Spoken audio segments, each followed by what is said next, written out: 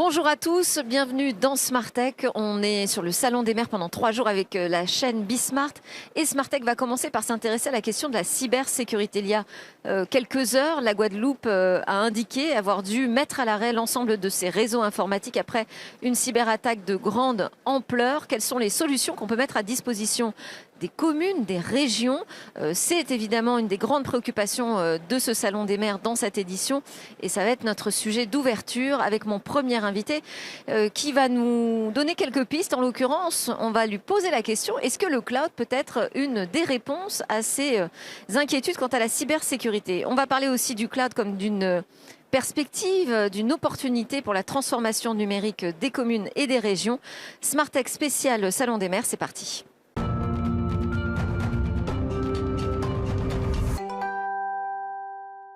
Smartech édition spéciale, nous tournons sur le Salon des maires pendant 3 jours. Premier sujet à la une, celui de la cybersécurité.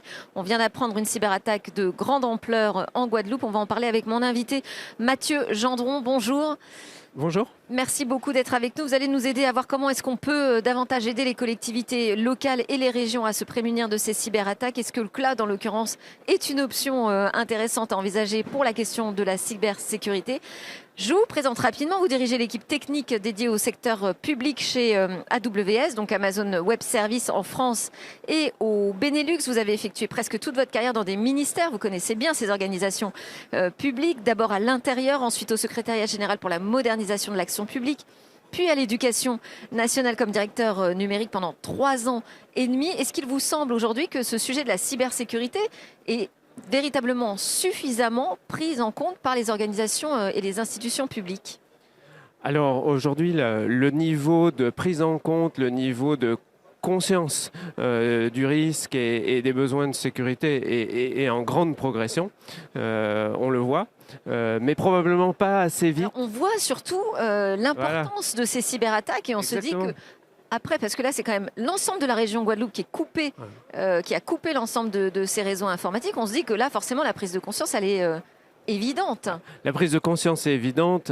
L'Agence nationale de sécurité des systèmes d'information fait un gros travail d'éducation, de sensibilisation, etc. Mais il y a beaucoup de choses encore à faire.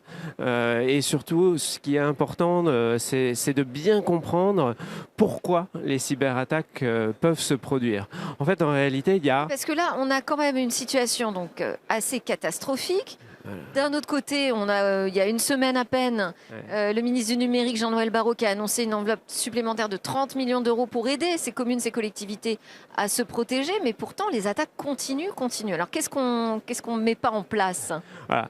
Alors, ce qu'il faut absolument mettre en place, les attaques, elles se font pour 2 raisons. D'abord, il y a souvent des failles logicielles. C'est par là en général que techniquement les attaques se passent. Pourquoi? La plupart du temps, c'est parce que les logiciels ne sont pas mis à jour. Pourquoi ils ne sont pas mis à jour? Parce que c'est fastidieux, parce que c'est un travail de longue haleine, parce que le système d'information est de plus en plus compliqué aujourd'hui. Voilà, c'est une des solutions, c'est une des pistes, c'est une des choses qu'il faut faire, c'est une des choses qu'il faut mettre en place, c'est de l'automatisation, beaucoup d'automatisation, parce que les logiciels et les pirates et les attaques arrivent au travers de systèmes qui ne sont pas mis à jour. Alors, justement, le cloud, c'est un des outils qui va être particulièrement intéressant pour gérer ces mises à jour des systèmes. Pourquoi? Parce que maintenant, vous travaillez dans le cloud. Donc, vous allez me dire, oui, le cloud, c'est une solution. Expliquez-nous pourquoi. Qu'est-ce que ça apporte de différent d'avoir son infrastructure, ses données dans le cloud?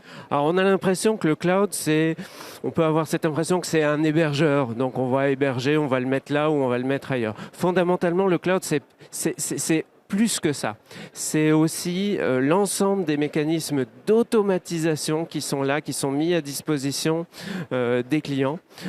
Automatisation, faire en sorte que les systèmes vont pouvoir être installés de façon conforme et automatiquement conforme à une politique de sécurité, vont pouvoir être automatiquement mises à jour en permanence et on va pouvoir même mettre en place des mécanismes d'audit permanent pour vérifier que l'ensemble des configurations sont conformes à la politique de sécurité. Juste pour être clair, est-ce que cette responsabilité d'automatisation, de process de cybersécurité, du coup repose sur le fournisseur cloud ou ça reste de la responsabilité de l'entreprise ou de la collectivité qui confie l'ensemble de son système au cloud? Alors, la sécurité, c'est un sujet c'est une responsabilité qui est partagée. La responsabilité du fournisseur cloud, c'est de mettre à disposition tous ces outils. Et la responsabilité du client, avec ses partenaires, ça va être effectivement de les activer. Notre responsabilité, nous, à AWS, c'est de fournir finalement des outils qui sont tellement simples qu'ils vont pouvoir être pris en charge facilement par les collectivités, par les partenaires, et surtout avec des outils d'automatisation qui vont pouvoir être développés une fois et répliqués par toutes les collectivités partout où elles en ont besoin. Il suffit d'avoir une implémentation et une automatisation propre d'une politique de sécurité, par exemple de la politique de sécurité des systèmes d'information de l'État, avec l'ensemble des automatisations. Et derrière, toutes les collectivités vont pouvoir s'emparer de ces scripts d'automatisation pour appliquer ces règles de sécurité dans l'ensemble des systèmes d'information de toutes les collectivités. C'est, si vous voulez, un petit peu un commun numérique de la sécurité qui est à disposition des collectivités qui peuvent s'emparer effectivement de ces scripts automatiques pour pouvoir les répliquer partout où elles en ont besoin. Alors moi, j'ai pas souvent la chance d'avoir des big tech en plateau, dont je suis très contente d'avoir un des représentants. Et souvent la question, c'est qu'est-ce qui fait cette prédominance des big tech dans le cloud? Qu'est-ce qui fait la force finalement des big tech? Parce qu'on nous dit tout le temps, bah oui, mais pour l'instant aujourd'hui, on ne sait pas faire mieux, on ne peut pas s'en passer. C'est quoi? C'est justement sur ces process de facilité, d'usage. Alors, où est-ce que vous faites aujourd'hui la différence par rapport à ce qui existe sur le marché? Pourquoi vous êtes incontournable pour l'instant? On a effectivement ce qui est intéressant, là où on va se différencier, ça va être nos années d'expérience. Ça fait 16 ans qu'on est fournisseur de cloud dans le monde, donc on a une grande ancienneté et ça nous a donné beaucoup d'expérience dans l'automatisation et nous a permis du coup d'investir en recherche et développement depuis une quinzaine d'années sur ces dispositifs et c'est une des choses qui va faire la différence. Et cette expérience, elle a amené finalement nous a amené à rencontrer beaucoup de clients, des clients qui sont très exigeants dans le monde entier. Donc ça va être des clients dans le monde de la finance, donc des banques qui vont être très exigeantes en matière de sécurité. Ça va être des gouvernements et cette exigence de sécurité, par définition du cloud, elle rejaillit, elle est réutilisée, elle bénéficie à tous les clients. C'est-à-dire qu'un service, à partir du moment où on l'a conçu de façon sécurisée pour le client le plus exigeant, il est à disposition de tous les clients, y compris les plus petits clients, y compris ceux qui démarrent, y compris ceux qui vont dépenser 1 euro par an. Alors, ça m'amène à l'autre question, la question aussi qui aujourd'hui occupe énormément en France et en Europe, la question de la souveraineté, parce que la cybersécurité, c'est aussi une question de maîtrise de ces données. Comment est-ce que vous répondez aux collectivités, aux communes qui aujourd'hui s'inquiètent de cette question de souveraineté numérique, d'indépendance sur leurs propres solutions? Alors vous êtes un acteur américain soumis à des lois d'extraterritorialisation des données. Comment est-ce que vous répondez aujourd'hui en France à cette inquiétude? Alors, il y a beaucoup d'éléments qui sont là pour répondre. On va répondre sur plusieurs plans. La première réponse est une réponse qui va être technique. Nos technologies sont aujourd'hui conçues de telle sorte qu'il n'y ait par exemple pas d'opérateur d'Amazon, d'AWS qui accède aux données. Notre métier, c'est celui de fournir des technologies avec un haut degré d'automatisation et on n'a pas besoin d'accéder aux données pour exploiter, opérer notre système. La deuxième chose, c'est qu'on a... Quand vous parlez de ça, vous voulez parler du chiffrement, c'est ça? Alors, chiffrement est une des un des outils, un des moyens technologiques qui est mis en place pour protéger et empêcher qu'il y ait des accès aux données, mais il y a aussi beaucoup d'autres choses. À nouveau, l'automatisation et un certain nombre d'outils comme notre hyperviseur maison font que nos opérateurs n'ont pas accès aux données des clients. La deuxième chose qui est importante, c'est que nos data centers, nous proposons des data centers en France, à nos clients français. Donc les données des collectivités locales qui sont clientes d'AWS peuvent être localisées en France et donc soumises aux lois françaises là-dessus. Les lois françaises et les lois européennes sont protectrices. Derrière, on a du coup des engagements, au-delà des engagements techniques, on a des engagements juridiques, contractuels. D'abord, on respecte les lois françaises et européennes. On est comme tout acteur français et européen, on respecte le RGPD. Vous avez un parti, voilà. Je suis désolée, voilà. Mathieu Gendron, mais donc vous répondez aujourd'hui à ces nouvelles questions avec des réponses donc à la fois techniques et juridiques. Et puis, de toute façon, voilà. C'est en train de bouger quand même sur ce sujet aujourd'hui. Merci beaucoup Mathieu Gendron, donc Solution Architect Manager chez AWS. On enchaîne avec autre question. Est-ce que le cloud est un facilitateur d'innovation dans les collectivités ? Smartech en tournée sur le Salon des maires pendant 3 jours. Là, c'est la première journée. On adresse les questions de cybersécurité et évidemment les questions de transformation numérique. Comment le cloud peut aider ces collectivités, ces communes à bouger sur cette question du numérique? On sait aussi qu'on a une loi Rennes qui engage chaque commune à avoir une feuille de route sur un numérique responsable. C'est le sujet que je vais aborder avec mes 3 invités. David Larose, directeur des systèmes d'information de la mairie de Drancy. Bonjour. Bonjour. Alors, dans une interview déjà en 2016, vous disiez que les DSI c'était terminé et pourtant vous êtes toujours là, David. Oui, parce que je ne suis plus DSI maintenant. Je fais de l'aménagement numérique. En fait, j'ai un adjoint qui s'occupe des trucs chiants de DSI, en fait, et moi je m'occupe des vrais trucs qui font avancer vraiment les collectivités. Expliquez-nous le fondement de votre pensée, justement. Pourquoi ça a changé aujourd'hui, ce métier de directeur des systèmes d'information dans une commune? En fait, on n'a plus besoin de data center dans une collectivité depuis plus de 10 ans. Moi, c'est ce que j'ai fait. J'ai plus de data center depuis 10 ans. Et maintenant, en fait, je fais des projets qui servent vraiment et aux agents de la collectivité et aux citoyens. Et au lieu de perdre du temps à monter des serveurs, acheter des serveurs qui de toute façon sont une dépense énergétique absolument stupide, et en fait, je fais avancer les choses en déployant des capteurs de CO2 de température dans les écoles. Là, on agit sur le chauffage, on agit sur la qualité de vie, pareil pour les piscines, pareil pour l'éclairage public, pareil pour le trafic routier. On met en place des IA pour piloter, par exemple, la durée des feux tricolores, pour améliorer que les gens passent plus ou moins vite et qu'on économise des dépenses de CO2 inutiles. Et donc toute la partie, vous dites, ennuyeuse là, des data centers, tout ça, c'est externalisé aujourd'hui? C'est externalisé ou même terminé en fait. Maintenant, on fait tout passer en SaaS, donc en Software as a Service, parce qu'avoir un serveur qui tourne à 10%, surtout maintenant où ça crame du kilowatt pour rien, c'est stupide. Et là, on nous demande maintenant d'économiser de l'énergie dans les collectivités. Moi, depuis 10 ans, je suis au minimum de ce que je peux consommer parce que j'ai plus de data center. Et en termes de sécurité, c'est aussi optimal parce que j'ai plus de porte d'entrée. On voit bien maintenant. Au moins, vous êtes au clair sur votre feuille de route. Mais elle a été immédiate, ma feuille de route, vu qu'elle est déjà faite depuis 10 ans. Alors, je vais présenter également Philippe Walter, directeur de la transformation numérique pour le secteur public chez Salesforce en France. Vous, votre travail, c'est d'anticiper ces transformations numériques du secteur public. De quel ordre sont-elles ? Alors, vaste sujet. Je pense qu'on est dans un monde où les crises se succèdent. On a eu évidemment la pandémie, un certain nombre de crises sociales, la crise énergétique aujourd'hui. Et donc, dans ce monde, je pense que les collectivités, elles ont besoin à la fois d'une certaine forme de stabilité, elles ont besoin de sécurité, en particulier en matière informatique, parce qu'on voit que les cyberattaques se sont multipliées. Et je vous rejoins évidemment sur l'expertise et le professionnalisme que ça constitue de pouvoir apporter cette sécurité. Et puis, elles ont besoin de lisibilité aussi, parce qu'il y a eu un foisonnement numérique depuis des dizaines d'années qui ont fait que les services se sont numérisés, les supports ont évolué dans tous les sens.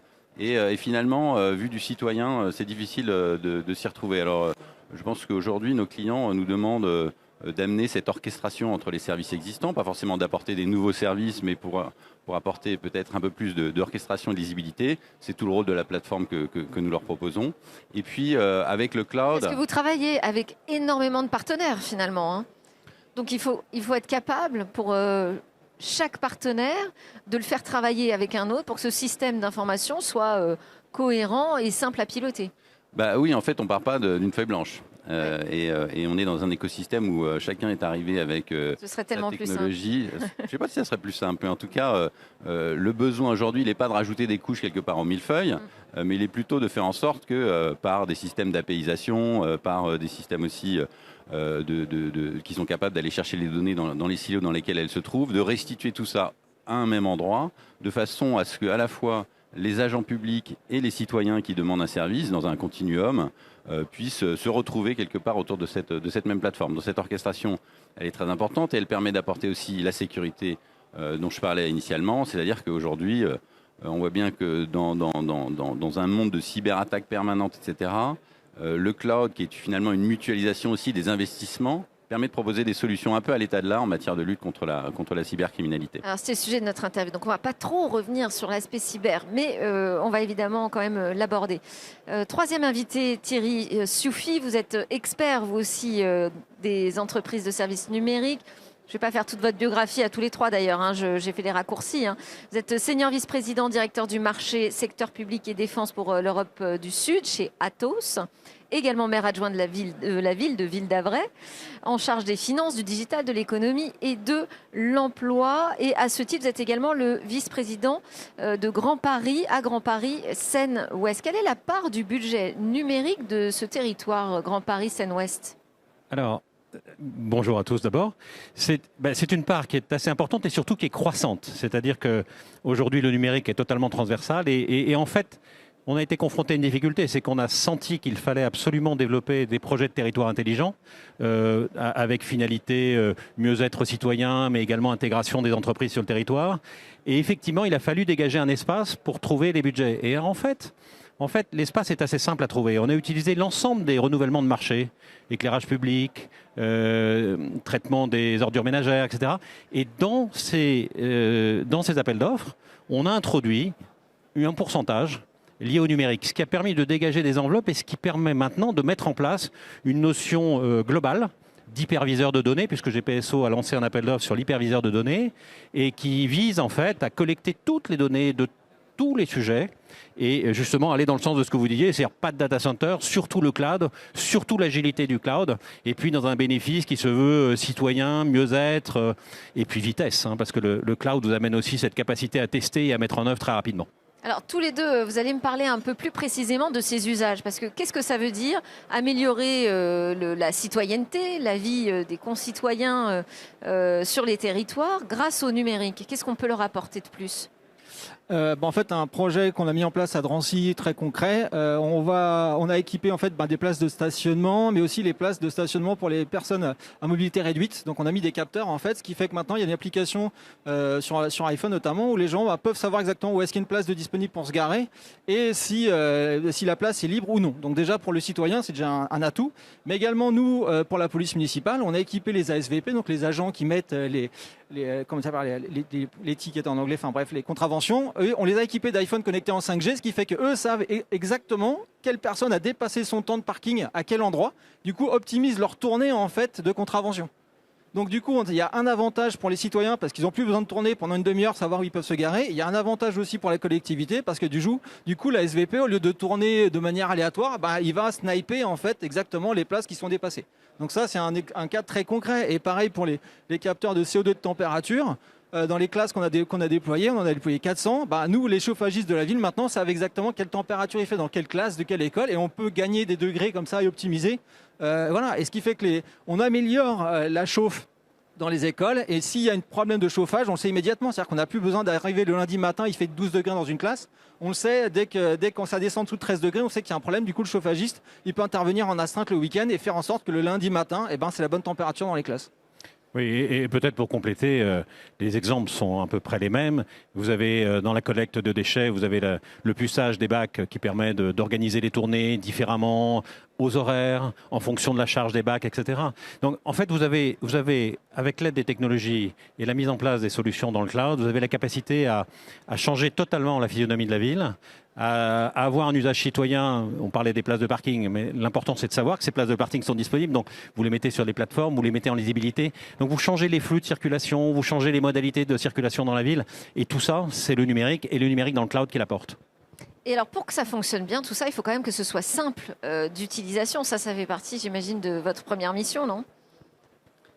Oui, je pense que c'est absolument On a parlé majeur. justement des différentes couches, des différents intervenants sur un système d'information. Quand on multiplie les services, comment on fait pour que ça reste simple d'utilisation?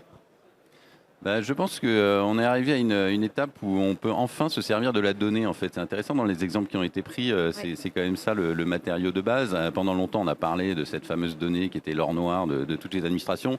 Tout ce qu'on a réussi à en faire, c'est de faire beaucoup d'open data pour restituer la donnée aux citoyens. Mais finalement, je crois que les administrations publiques et en particulier les collectivités, elles peuvent aujourd'hui s'emparer de ces données pour leur donner de la valeur et pour apporter un service qui est meilleur aux citoyens. Et cette simplicité-là, elle se retrouve justement dans la capacité à identifier où est cette donnée, la partager. Et là, ça veut dire qu'il faut avoir des compétences, recruter davantage de compétences en interne? Alors, très bon point. Collecter, savoir Très quelle bon donnée point, parce que c'est vrai est que ce intéressante à sujet collecter, comment la traiter? L'attractivité RH des collectivités est un sujet majeur, parce que c'est vrai que les compétences numériques, tout le monde se les arrache, mais ces compétences numériques, elles ont beaucoup évolué. Et c'est ce que vous disiez d'ailleurs aussi sur les data centers et le cloud. C'est-à-dire que là où hier, sur la donnée, on avait besoin d'aller recruter des data scientists, des gens qui avaient un pouvoir un peu magique de faire de l'intelligence artificielle. Je pense qu'on n'est plus du tout sur ces sujets-là. Aujourd'hui, le numérique, ça se consomme, y compris par des services métiers, parce que les outils sont devenus très ergonomiques et on est capable soi-même d'aller faire les tableaux de bord ou les analyses dont on a besoin. Ce qui fait que la culture de la donnée s'étend et que c'est aujourd'hui une vulgarisation qui, à mon avis, est profitable à tous parce qu'on a moins de goulets d'étranglement et on a une capacité à utiliser vraiment cette donnée pour améliorer les services au public. Est-ce qu'il faut, parce que vous nous avez tout de suite parlé du cloud, est-ce qu'il faut tout mettre dans le cloud? Oui, c'est ce que j'ai fait depuis 10 ans et depuis 10 ans on gagne de l'argent, enfin on économise de l'argent, c'est plus sécurisé surtout. Et là dans un contexte énergétique majeur, on voit bien que par exemple les Salesforce, les AWS, ils ont une meilleure optimisation électrique qu'une mairie quoi. C'est-à-dire que moi quand j'avais des serveurs il y a 10-12 ans, j'étais pas optimisé électriquement donc je cramais des kilowatts pour une efficience très pauvre. Alors que eux justement comme c'est un des premiers postes de dépense, eux, ils ont un gros focus là-dessus. Ce qui fait que moi, en termes de bilan énergétique, je ne peux pas faire mieux qu'en étant dans le cloud, en fait. C'est ce que vous recommandez aussi, de tout mettre dans le cloud? Alors moi, je ne suis pas extrémiste du cloud. Moi, je veux juste qu'on utilise la solution qui marche le mieux. J'ai un exemple que je trouve intéressant dans un établissement public hospitalier qui a été cyberattaqué et auquel on fournissait un service de gestion, de planning, de lits, de blocs, etc. Et c'est la seule solution, je ne le citerai pas forcément. C'était Corbeil-Essonnes. Oui. C'est la seule solution qui a continué à fonctionner. Finalement, c'était la solution qui était la nôtre dans le cloud. Parce que comme nous sommes très sécurisés et que nous mutualisons justement les innovations en matière de sécurité, il nous a été possible de garder une continuité de service. Donc ça, c'est quand même un point absolument majeur à prendre en compte.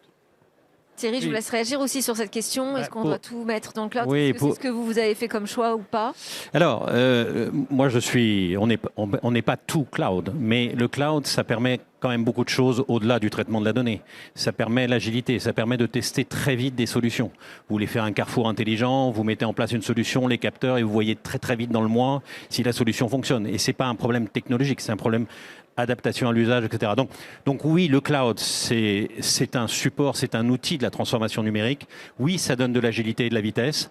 Et puis, ça traite un sujet d'hyperviseur de données, parce que cette donnée, chacun l'amène un peu par son canal, par son modèle, etc. L'avantage aujourd'hui de penser cloud, je dirais par conception, c'est que finalement, vous allez pouvoir traiter des données qui n'étaient pas prévues pour être mélangées ou croisées ensemble pour fournir de nouveaux services. Et cette vision-là, je pense qu'il faut la poser dès le départ. Et pourtant, en France et même d'ailleurs, je veux dire, en Europe, on est assez en retard sur l'adoption du cloud. Comment vous l'expliquez ça, David?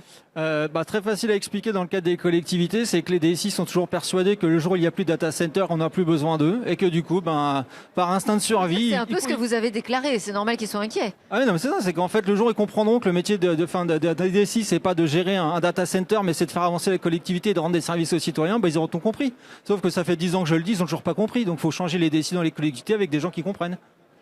Moi, je suis assez d'accord sur le fait que le DSI doit poser la vision. Et derrière, les outils ont changé. Mais le DSI pose la vision, pose la dynamique avec ses élus, avec les agents, avec un certain nombre d'acteurs de la collectivité, hein, bien sûr. Thierry, avant qu'on se quitte, j'aurais aimé que vous nous disiez un mot de ce que va faire Atos aux Jeux Olympiques. Puisque dans 3 communes du 93, vous avez été sélectionné par la Société de livraison des ouvrages olympiques pour la mise en place de la plateforme du village des athlètes. Qu'est-ce que vous allez faire? Qu'est-ce que vous avez proposé? Alors en fait, Atos est partenaire du COJO sur la mise en place des solutions numériques. Il faut savoir que les Jeux Olympiques aujourd'hui sont entièrement digitaux et entièrement dans le cloud, hein, donc avec des solutions aujourd'hui qui ont été éprouvées mais qui progressent au fil des événements. Et donc, qu'est-ce qu'on va fournir? On va fournir toute la puissance numérique pour les Olympiades, à la fois dans les accréditations, à la fois dans l'accompagnement des journalistes et à la fois dans la vie de l'événement, avec une dimension cybersécurité, comme vous pouvez l'imaginer, qui est extrêmement présente, Ouais. puisque c'est un événement qui est forcément très vu, mais aussi Est-ce que très ça veut attaqué. dire que très concrètement, il va y avoir des infrastructures ou des solutions numériques qui vont rester, qui vont servir après à ces 3 communes du 93? Alors, il faut savoir qu'aujourd'hui, les infrastructures numériques des Jeux Olympiques, c'est du cloud. Donc, il n'y a rien qui s'installe physiquement. Tout est dans le nuage, traité, je ne vais pas donner tous les secrets de fabrication, mais en tous les cas traité dans des solutions qui se veulent interconnectées pour à la fois les sécuriser et puis avoir l'efficience du traitement. Parce que c'est l'opportunité quand on a des événements comme ça d'adapter en fait les communes à de nouveaux usages, de leur montrer l'intérêt de cette transformation numérique. Ben oui, parce qu'en plus, là, on avait des attentes de citoyens français, on a des attentes de citoyens du monde entier qui peuvent comparer les solutions et les services qu'on va leur proposer pendant cette période à ce qu'ils ont dans leur pays. Donc, je pense que c'est une occasion d'échanger les bonnes pratiques et plutôt de choisir les meilleures d'entre elles. Merci beaucoup à tous les 3. David Larose, DSI de Merci à Drancy. Je ne devrais pas dire DSI d'ailleurs. Je devrais dire comment? Aménagement numérique, ça me va très Responsable de bien. l'aménagement numérique de la ville de Drancy. Philippe Walter, directeur de la transformation du secteur public chez Salesforce. Merci. Et Thierry Suffy, CCO d'Atos et maire adjoint de Ville d'Avray. Merci à tous. Smartex, ça continue au Salon des maires dès demain.